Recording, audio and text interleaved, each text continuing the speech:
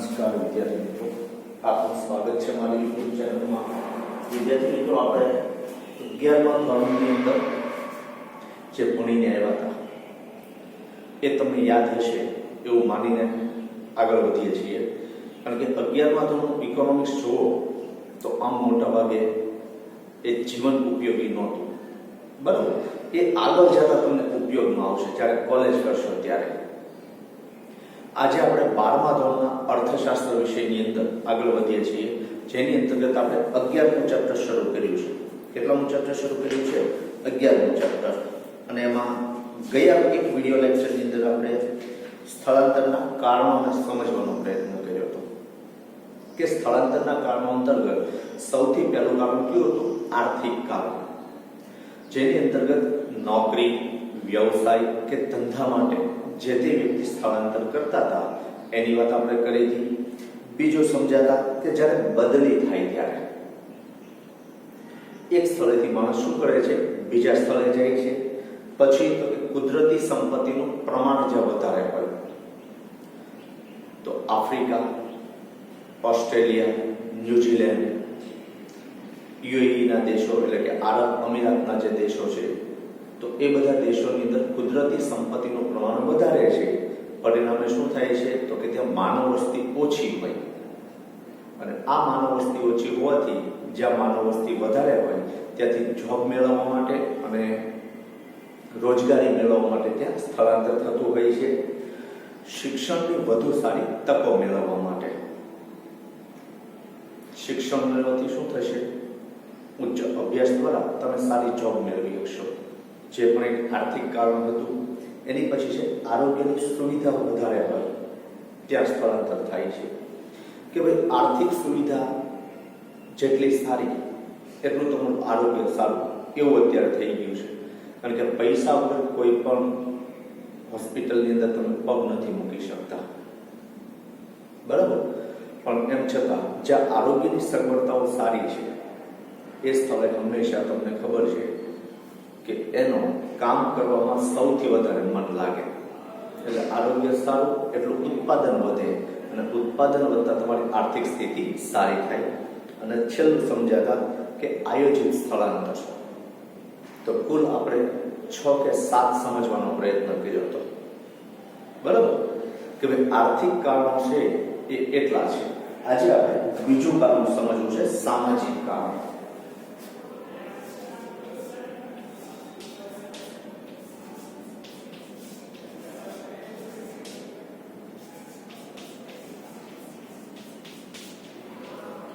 સમજવું છે સામાજિક કારણ.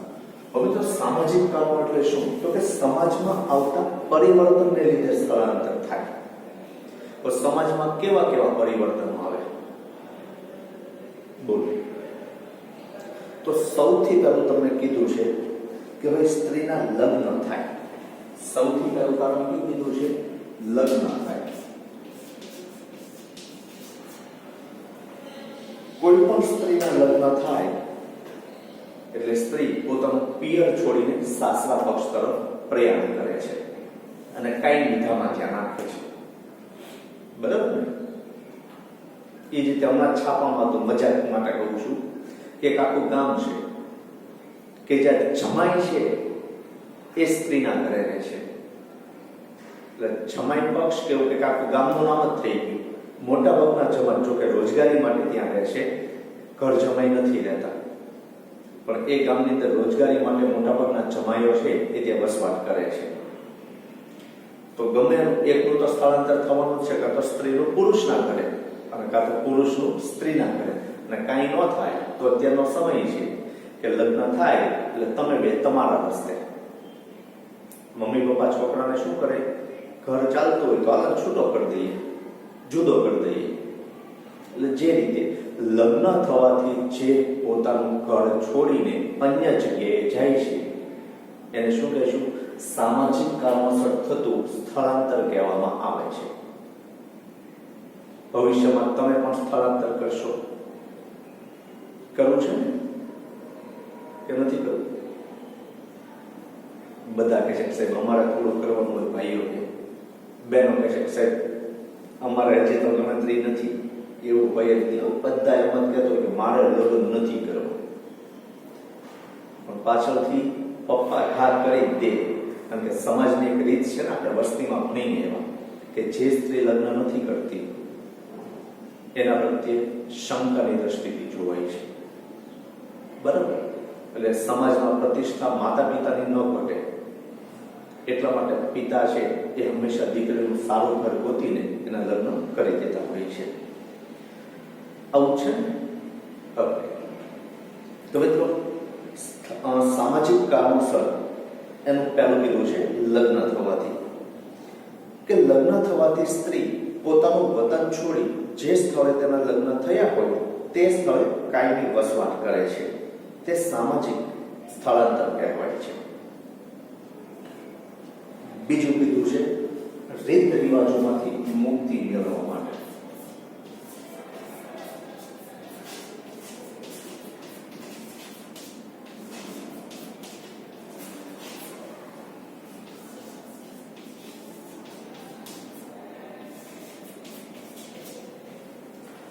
હવે મિત્રો, રીત રિવાજો કેવા છે એ તમને ખબર છે કે જ્યારે સ્ત્રીના લગ્ન થાય સાસરિયામાં જાય એટલે 2.5 ફૂટનો તાણવો પડે.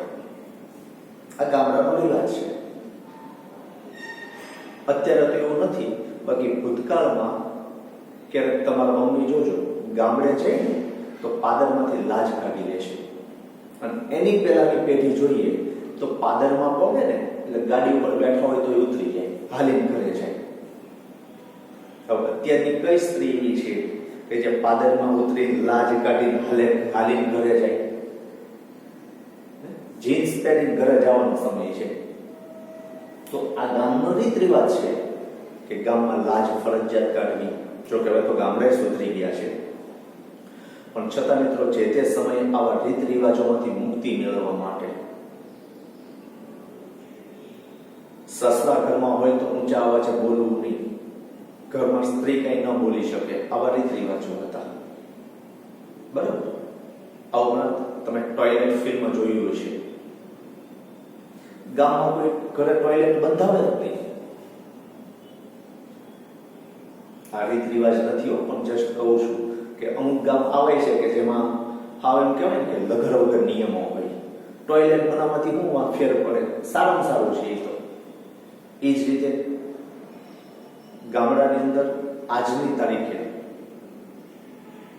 ઘણી બધી જે માન્યતાઓ રહેલી છે, ભૂત ભુવાને ડાકલા, આ ગામડામાં આજે છે.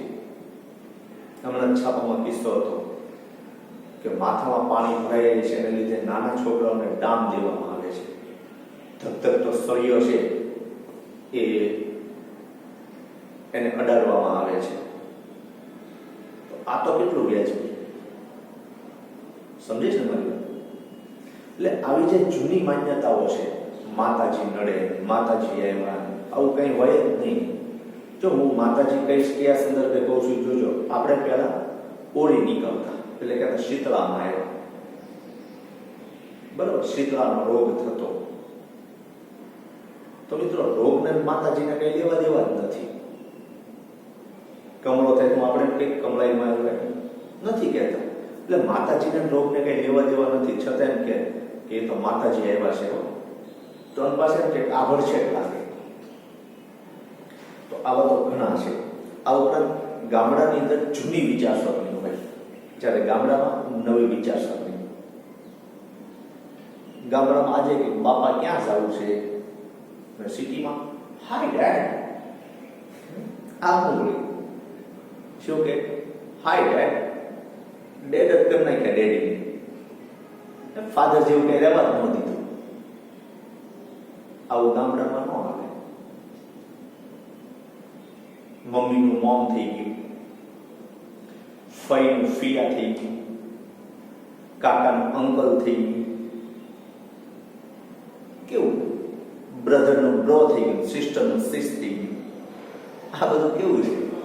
એટલે આવા જે રીત રિવાજો છે, જૂની વિચારસરણી ગામડામાં ચાલે, નવી વિચારસરણી કોઈ ગામડામાં રહેવા તૈયાર નથી. સામાજિક જીવન પોતે સિટીમાં જ અત્યારે તો ઓલામાં બોલી કરે છે, સગાઈ થાય ત્યારે તે કે મારી છોકરી ગામડામાં નહીં, પાછું જોજો, ગામડામાં જમીન હોવી જોઈએ, ગામડામાં મકાન હોવું જોઈએ, એ બધી સુવિધા ખરી, પણ ગામડામાં રહેશે નહીં.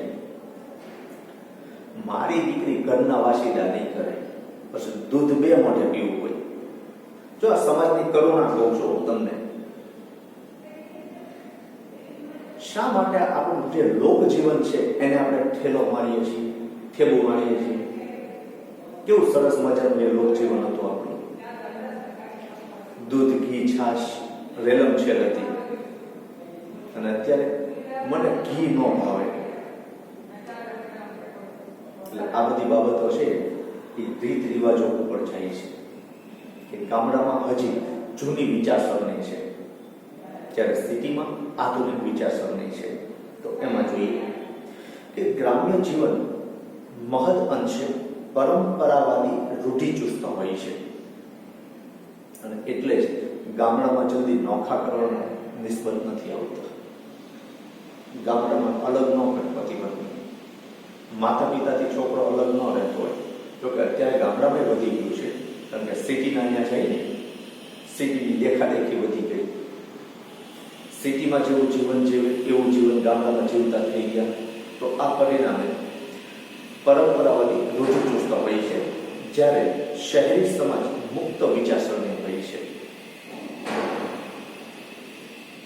કેવી વિચારસરણી?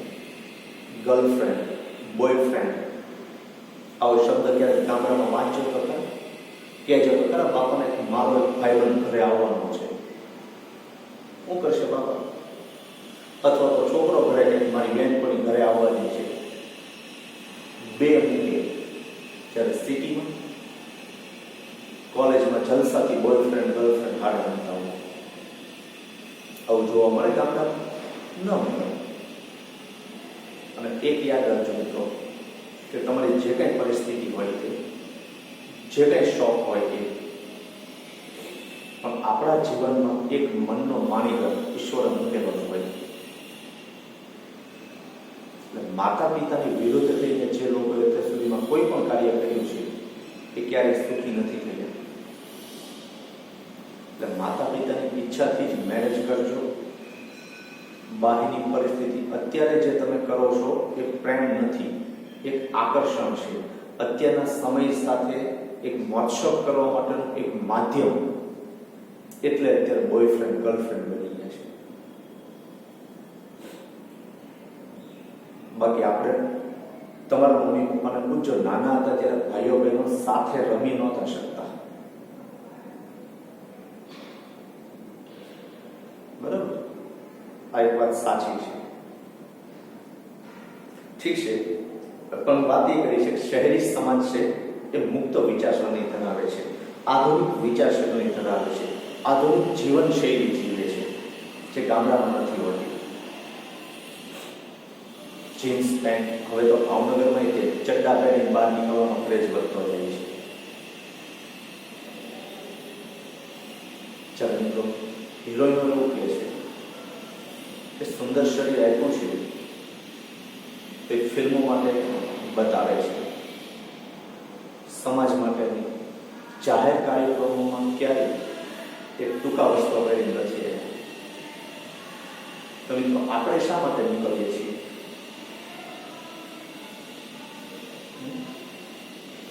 સમજે છે હું કહું છું? ના, 100% તમને સુંદર શરીર આપ્યું હોય, સુંદર જીવન આપ્યું છે ઈશ્વરે, તો એની ખેવ ના કરો. અમુક વસ્તુઓ જેટલી ગુપ્ત રહે ને એટલી વધારે સારી લાગે. પહેલાના સમયમાં પૂરા કપડાં પહેરતા, તો શું ત્યારે સુંદર નહોતા એવું છે? ત્યારે સુંદરતા હતી. અત્યારે આર્ટિફિશિયલ સુંદર થઈએ છીએ આપણે, જે ખોટું છે. પણ ટૂંકમાં સિટીમાં આવી જીવનશૈલી હોય, ગામડામાં હોતી નથી. ખાસ કરીને ગ્રામ્ય સમાજનો યુવા વર્ગ આવી મુક્ત વિચારસરણીથી આકર્ષાઈ શહેરો તરફ વસવાટ કરવાનું વધારે પસંદ કરે છે.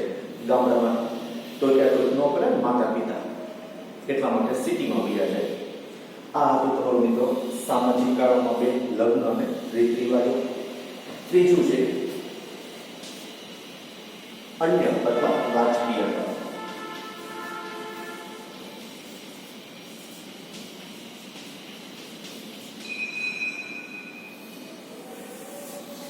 રાજકીય કારણો, એમાં સૌથી પહેલું તમને કીધું છે કે યુદ્ધ અને અશાંતિ હોય.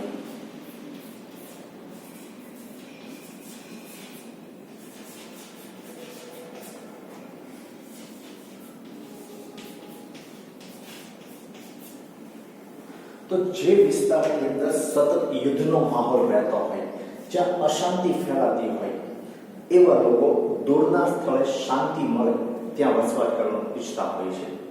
ખાસ કરીને આપણો જે સરહદી વિસ્તાર છે કે એક બાજુથી પાકિસ્તાન અને એક બાજુથી ચીન, તો એ લોકો જે વસવાટ કરે છે કે જે સતત યુદ્ધના ઓથ તળે રહેતા હોય, ભય તળે રહેતા હોય, ડર તળે રહેતા હોય, તો એમાંથી જે લોકો પોતે સેફ રહેવા માંગે છે, જે આવી યુદ્ધની પરિસ્થિતિનો સામનો કરવા નથી માંગતા, એ પોતે એક સારી જગ્યા ગોતીને એ પોતાનું વતન છોડીને બીજે વસવાટ કરવા માટે જાય છે.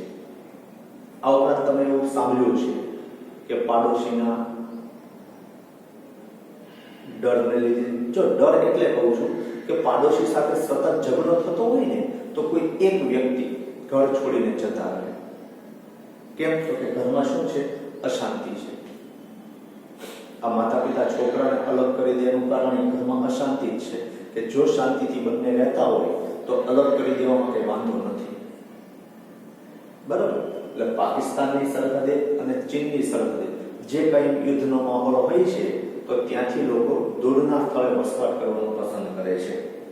એમાં જોઈએ કે જ્યાં વારંવાર યુદ્ધ થતા હોય તેવા વિસ્તાર સતત અશાંત રહેતા હોય છે અને તે વિસ્તારની પ્રજા સતત ભયના ઓથાર નીચે જીવવા કરતા અને સલામત અને શાંત સ્થળે રહેવાનું પસંદ કરે છે. ઓથાર એટલે નીચે, બરાબર? અને તમે ક્યારેક પરિસ્થિતિ જોજો કે ક્યારેક બે કોમ વચ્ચે જ્યારે હુલ્લડ થાય ને, ત્યારે પણ મિત્રો ઘણા બધા ઘર છોડીને ચાલ્યા જાય છે. કેમ? તો કે જે ભય સ્થળે રહે છે, ભયના ઓથાર નીચે રહે છે, એ લોકો એ સ્થળ છોડીને બીજે જતા રહે છે. અને ખરેખર થાય છે. એટલે હું તો એમ કહું કે આજે યુદ્ધની બુદ્ધની જરૂર છે. બરાબર? શાંતિની જરૂર છે. ઝઘડામાં કંઈ નથી રહેતું. નાની નાની વાતોમાં ઝઘડો કરીને શું મળશે? દુશ્મની વધશે. એટલે કે હશે જવા દે, એવું રાખવાથી ત્યારે કામ વધારે બેટર બનશે. પણ અત્યારની યુવા પેઢી સમજતી નથી. આગળ જતા સમજાય છે ત્યારે સમય જતો રહ્યો છે. એટલે અત્યારે જેટલું શાંતિથી કામ થાય એટલું રાખવું. એટલે જ્યાં યુદ્ધની પરિસ્થિતિ હોય, સતત યુદ્ધનો ભય રહેતો હોય, એ પ્રજા ત્યાંથી દૂરના સ્થળે વસવાટ કરવાનું પસંદ કરે છે. તેથી તેઓ અશાંત વિસ્તારમાંથી શાંત વિસ્તાર તરફ સ્થળાંતર કરે છે. એમની પછી કીધું છે કે ઘર્ષણ નિવારવા માટે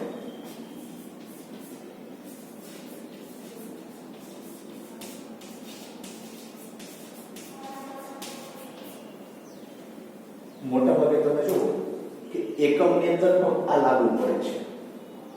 બદલી એવો શબ્દ તમે સમજીને આવ્યા ને કે ઘણી વખત એક જ એકમની અંદર બે લોકો વચ્ચે ઘર્ષણ થયું હોય ત્યારે કોઈ પણ એક વ્યક્તિને બીજા વિભાગની અંદર બદલી કરી દેવામાં આવે છે, જેથી બે લોકો સામસામે ન થાય. હમણાં જે ઉદાહરણ લીધું એ પણ હું ફરીથી લઉં છું કે ઘરમાંથી છોકરો અને પુત્ર વધુને આપણે અલગ કરી દઈએ છીએ. એનું કારણ શું? સાસુઓ વચ્ચે ઘર્ષણ ન થાય એટલા માટે. અને મને એ હજી સુધી નથી સમજાણું કે ઝઘડો થતો હોય પુત્ર વધુ અને સાસુ વચ્ચે, એમાં સેન્ડવિચ છોકરાથી થાય.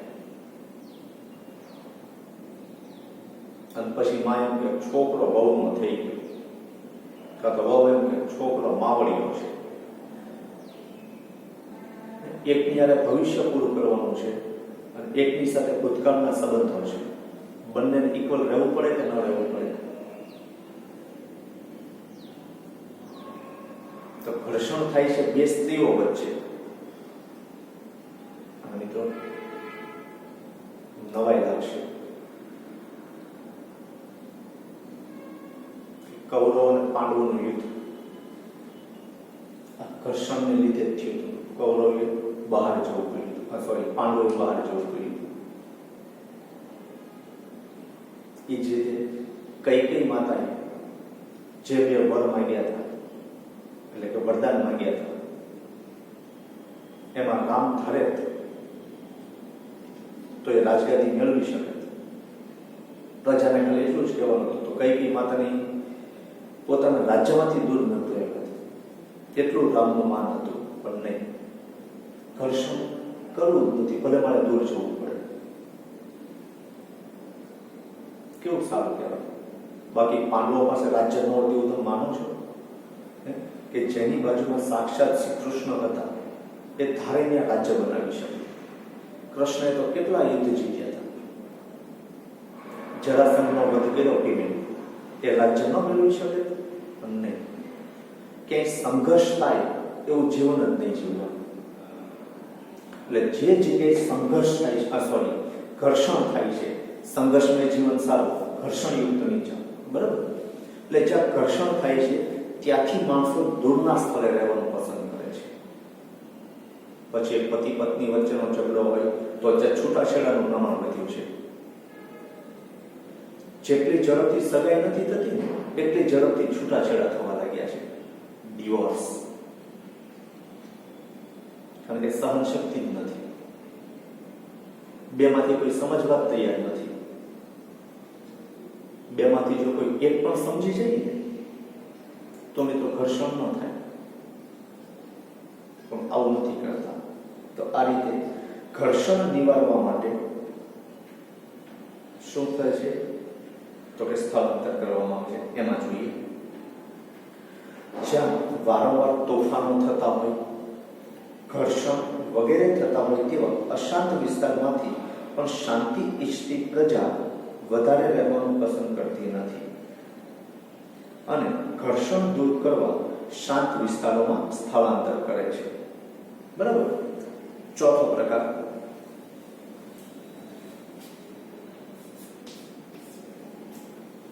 કુદરતી આપત્તિઓ.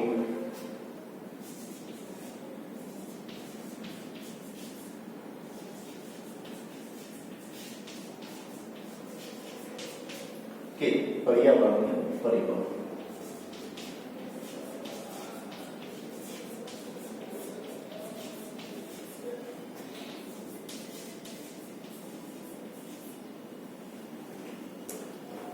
તો કુદરતી આપત્તિઓ આવતી હોય છે વારંવાર. ખાસ કરીને જાપાનમાં તમને ખબર છે કે જ્વાળામુખી ગમે ત્યારે ફાટી નીકળે. બરાબર? તો જાપાનના લોકો જ્યાં જ્વાળામુખી ફાટી નીકળે એવો પ્રદેશ છે ત્યાંથી દૂર રહેવાનું પસંદ કરે છે. એ જ એટલે 7 ખંડોમાંનું એક ખંડ કે જે બરફથી ઢંકાયેલો રહે છે, એનું નામ મને કહેજો, કમેન્ટ બોક્સમાં લખી. આ ખંડની અંદર માનવ વસ્તી બહુ ઓછી છે, જમીન પુષ્કળ છે, પણ મિત્રો બરફથી ઢંકાયેલો રહે છે એટલે ત્યાં માનવ વસ્તી બહુ ઓછી છે. તો શું છે? માનવ વસવાટ ન કરી શકે? 100% કરી શકે. પણ ક્યારે કઈ આપત્તિ આવી નક્કી નથી. હિમાલયમાં જો કોઈ વસવાટ કરે નહીં, ક્યારે બરફ ઓગળે શું થાય ખબર જ ન પડે. 2001માં ભાવનગરમાં ભૂકંપ આવ્યો ને ત્યારે મિત્રો ભૂકંપવાળા વિસ્તારોથી છોડીને ઘણા બધા દૂરના સ્થળે જતા રહ્યા હતા. અને એવા કિસ્સા છે કે ભૂકંપથી એટલા બધા ડરી ગયા હોય માણસો કે બીજી વાર ઘરમાં ન જાય, બહાર રહેવાનું પસંદ કરે. એવા નામ સાંભળેલા છે કે ઘરમાં જવું જ નથી, મારે તો બહાર જ વસવાટ કરવો છે, ખાવા પીવાનું સુવાનું બધું બહાર, માત્ર અમુક સમય માટે ઘરમાં જઈને પાછા બહાર નીકળી જાય. કારણ કે ભૂકંપ આવે ઘર પડે પાછું મને કંઈ થાય તો ભૂકંપ છે, વાવાઝોડું છે, સુનામી આવે, દરિયા કિનારે વારંવાર આવું થાય. એટલે દરિયાકાંઠાના માણસો, ખાસ કરીને માછીમારો તમે જુઓ, એ તૈયાર જ બેઠો, જ્યારે કહે ત્યારે દૂરના સ્થળે જતા રહે. એ સમય દરમિયાન સુનામી આવવાનો સમય હોય ત્યારે માછીમારોને દરિયામાં જવાની ના પાડે છે. દરિયા કિનારે વસવાટ કરતા લોકોને સેફ સ્થળે મોકલવામાં આવે છે. આપણે મને સાલ તો પાકી યાદ નથી, પણ બોર તળાવ ઓવરફ્લો થાય એમ હતું. ત્યારે નીચાણવાળા વિસ્તારોને દૂરના સ્થળે લઈ ગયા હતા. તો મિત્રો વારંવાર કાંઈ થતું હોય તો એ શું કહેવાય? શું કહેવાય? કુદરતી આપત્તિઓ. કારણ કે વારંવાર રોજ ત્યાં ક્યાંથી જ્યારે પરિસ્થિતિ આવી તો કે હાલ અડધું લેવાય અડધું ન લેવાય, ક્યારેક અનુકૂળતા હોય ક્યારેક અનુકૂળતા ન હોય, એની કરતા તો બેટર છે કે કાયમ માટે દૂરના સ્થળે જતા રહીએ. બરાબર? તો આવી રીતે કુદરતી આપત્તિઓ જે વધારે પ્રમાણમાં આવતી હોય એ જ રીતે પર્યાવરણીય પરિબળો. પર્યાવરણીય પરિબળો એટલે શું? કે જ્યાં જંગલનું પ્રમાણ હોય, જે જગ્યાએ અભયારણ્ય તરીકે સેટ થયેલું હોય તો ત્યાં વસવાટ કરતા લોકો. જો ગીરના જંગલની અંદર ઘણા બધા નેસડાઓ હતા, નાના નાના મકાનો બાંધીને ઘણા બધા માલધારી સમાજ રહેતા હતા, પણ આજેનું પ્રમાણ ઓછું થઈ ગયું છે. એ જ રીતે આપણું જે કાળિયાર અભયારણ્ય છે એમાં પણ તમે જુઓ કે જે નાના નાના ઝૂંપડાઓની બધું વચ્ચે હતું એને દૂર કરી એક સેફ જગ્યાએ એમને મોકલી દીધા. અને જો કોઈ વિસ્તારનો વિકાસ થતો હોય, સરદાર સરોવર ડેમ બંધાણો તો આજુબાજુના લોકોનો વિકાસ થયો, એ સ્થળનો વિકાસ થયો, પરિણામે એ લોકોને દૂરના સ્થળે મોકલી દીધા. કારણ કે ડેમ તૂટે જો કંઈ થાય તો તકલીફ ઊભી થાય. એટલે એ રીતે જે સ્થળે વિકાસ થતો હોય, જે સ્થળે કુદરતી આપત્તિ આવતી હોય તો એ લોકોને દૂરના સ્થળે મોકલવામાં આવે છે. જો ઘણા બધા નેશનલ હાઈવે બને ને ત્યારે ઘણા બધા ઝૂંપડાની વચ્ચે આવે, તમને ખબર હશે, તો એ જમીન છે એ ખાલી કરવી પડે, આપણું ઘર ખાલી કરવું પડે, અમુક કટકોશી આપણે આપી દેવો પડે, ઘણી વાર આખું ઘર આપી દેવું પડે. તેને શું કહેવાય? પર્યાવરણીય પરિબળો. તો એમાં જોઈએ કુદરતી આપત્તિઓ જેવી કે વારંવાર પડતો દુષ્કાળ, ખાસ કરીને કચ્છમાં ઉનાળાના સમયમાં માલધારીઓ છે એ સ્થળાંતર કરે છે. પોતાના માલને લઈને ગુજરાતની આ બાજુ એટલે કે દક્ષિણ ગુજરાત બાજુ આવવાનું વધારે પસંદ કરે છે. કારણ કે ત્યાં આગળ પૂરતો ઘાસચારો મળી રહે છે અને 4-5 મહિના માટે ત્યાં જ રહે છે.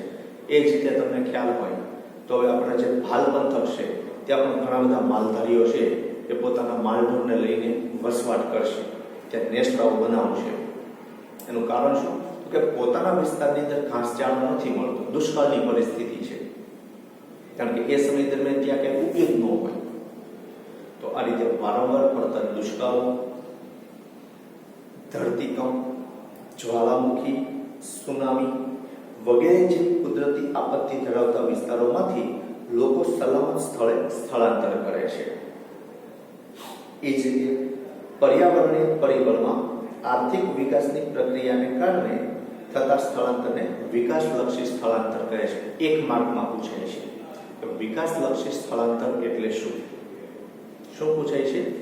વિકાસલક્ષી સ્થળાંતર એટલે શું? પરિબળ વાંચું છું કે પર્યાવરણીય પરિબળમાં આર્થિક વિકાસની પ્રક્રિયાને કારણે, કારણ કે સરદાર સરોવર ડેમ બંધાણો તો આજુબાજુના વિસ્તારનો વિકાસ કરવા માટે અમુક ગામડાઓ છે ખાલી કરવા પડ્યા, અમુક વસ્તી છે ને દૂરના સ્થળે, જેમ કે અત્યારે સરદાર સરોવર ડેમમાં સરદાર પટેલનું જે સ્ટેચ્યુ મૂકેલું છે એની આજુબાજુના વિસ્તારમાં જો કેટલો બધો વિકાસ થયો, તો વચ્ચે આવતા જે ઘર હશે, વચ્ચે આવતી જે વાડીઓ છે ખાલી કરીને શું કરવું પડશે? દૂરના સ્થળે એમને મોકલવા પડશે. તો વિકાસની પ્રક્રિયાને કારણે થતા સ્થળાંતરને વિકાસલક્ષી સ્થળાંતર તરીકે ઓળખાય છે. દાખલા તરીકે ગુજરાતમાં સરદાર સરોવર યોજનાને કારણે થયેલું સ્થળાંતર વિકાસલક્ષી સ્થળાંતર છે. એ જ રીતે ગીર અભયારણ્ય જાહેર થયું, એ જ રીતે રાષ્ટ્રીય ઉદ્યાન જો કોઈને જાહેર કરવામાં આવે, કાળિયારનું જે ઉદ્યાન છે, એ જ રીતે ઘુડખરનું જે ઉદ્યાન છે, જેસોર અભયારણ્ય છે, તો આવા જો પર્યાવરણીય પરિબળને લીધે, પર્યાવરણીય અનુકૂળતાને લીધે એ લોકોને જો દૂરના સ્થળે જવું પડે તો એ પર્યાવરણીય પરિબળને લીધે થતું સ્થળાંતર કહી શકાય.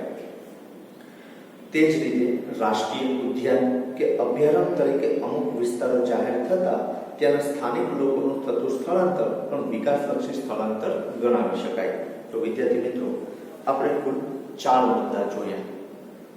શેના? સ્થળાંતરના કારણો. પહેલું આર્થિક સ્થળાંતર, બીજું સામાજિક સ્થળાંતર, ત્રીજું રાજકીય સ્થળાંતર અને ચોથું કુદરતી આપત્તિઓ કે પર્યાવરણીય પરિબળો. આ ચારે ચાર મુદ્દા છે એને વ્યવસ્થિત 5 માર્ક માટે યાદ રાખજો. આવતા પેટા મુદ્દા છે એને પણ યાદ રાખજો. બરાબર? તો આ સાથે આજનો વિડીયો લેક્ચર આપણે અહીંયા પૂર્ણ કરીએ છીએ અને હવે જ્યારે મળીશું ત્યારે પાછા સ્થળાંતરની અસરો વિશેની ચર્ચા કરશું. ત્યાં સુધી આભાર. ધન્યવાદ.